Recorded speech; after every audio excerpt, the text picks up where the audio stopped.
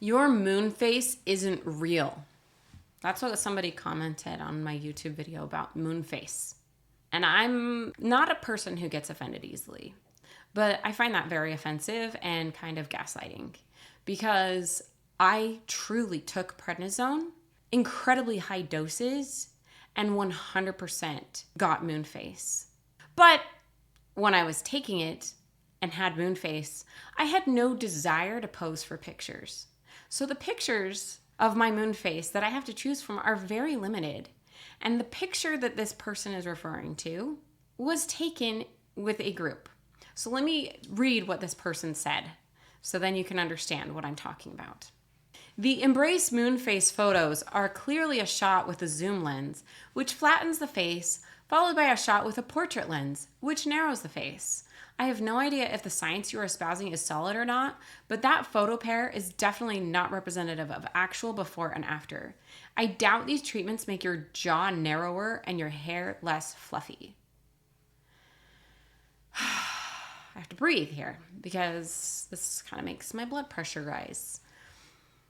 I was taking prednisone for 9 months. I took the equivalent of 250 milligrams of prednisone for 4 days in a row at one point. I was taking dexamethasone. I took incredibly high doses. That's literally 100 times the amount of cortisol your body makes in a day. That's how much I was taking for 4 days in a row. And then for the other 9 months, I had a roller coaster of 40 down to 5, 60 down to 5, 30 down to 5.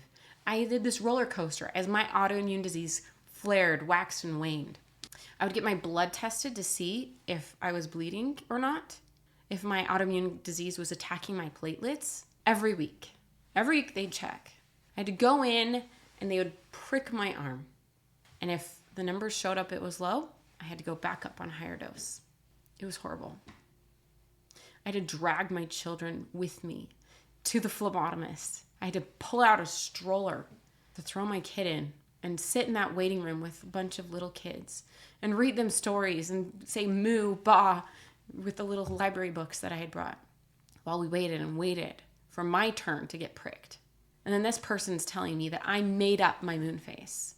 I didn't make up my moon face, but let me explain the picture of my before, my during prednisone.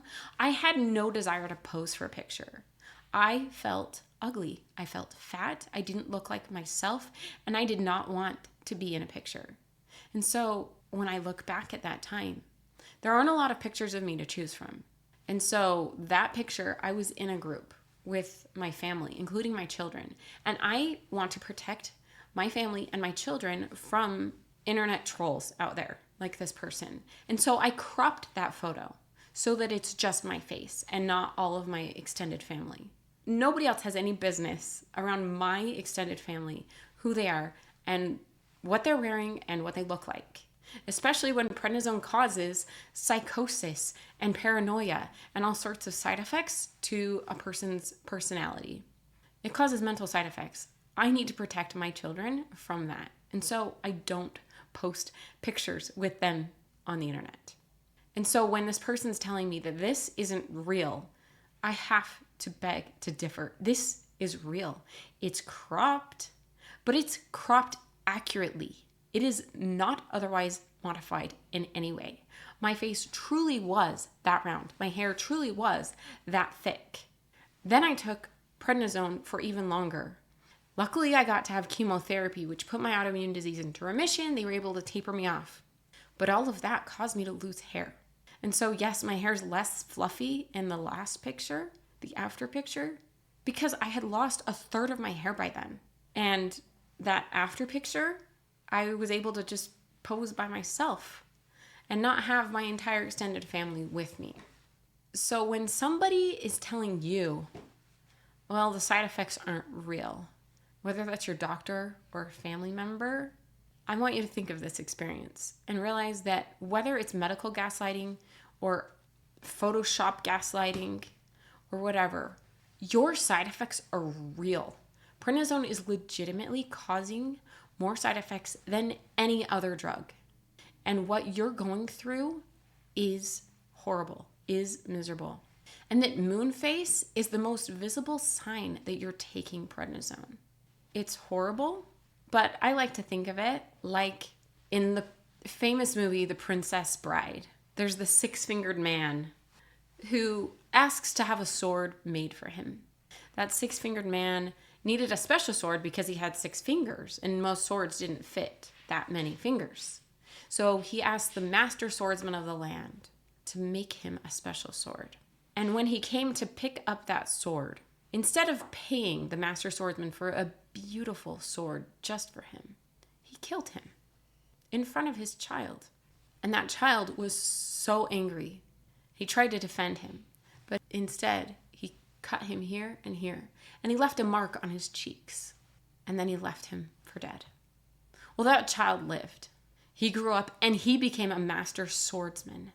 He was better than anyone else at sword fighting. He'd practiced all day, every day, and he had nothing better to do than try to look for the six-fingered man, to try to get revenge for what he had done to his father and the scars on his face. The disfiguration of his face, like prednisone causing moon face, was a symbol of his fight. It was what gave him the motivation to get up and practice every day. And so moon face can be that way. It can be an inspiration for you. It can help you feel that I'm taking a poisonous substance into my body, and I'm doing it to keep myself alive or to keep myself functional. I don't want to be taking this drug that makes my face look disfigured, but I'm doing it because I have a battle. And if other people don't understand why I suddenly look different, it's none of their business. But you have a battle, and that is your representation. And it is a battle worth fighting. And so do whatever you can to make this battle worth it, to make the lifestyle changes, to minimize the side effects as much as possible, such as refusing to succumb to the standard American diet, full of sodium and sugar, to eat a diet that's whole foods, that's rich in nutrients that your body is losing because of the prednisone, to move your body so that you don't get permanent damage from osteoporosis, that you're walking or you're riding your bike or you're dancing or you're doing water aerobics to keep your bones and muscles strong because prednisone is stealing both of them, that you're quitting smoking or drinking alcohol to minimize the damage that prednisone is doing to your bones, to your muscles, and on and on. That you do these things because you have a fight worth winning, a fight against prednisone side effects, that you can win. That when Inigo Montoya finally met the six-fingered man, he said, "My name is Inigo Montoya. You killed my father. Prepare to die." That's how you can treat prednisone side effects. Prepare to die. If you want my best tips for how to counteract prednisone side effects so that you can fight the best, a printable version of a few of those things I mentioned and many more, just click the link below and download my prednisone checklist. It includes what I've mentioned, plus up to 25 tips for how to counteract prednisone side effects and feel like yourself again and avoid the mistakes that many people make. Just click the link below and download your prednisone checklist. Signing off as Dr. Megan, your prednisone pharmacist.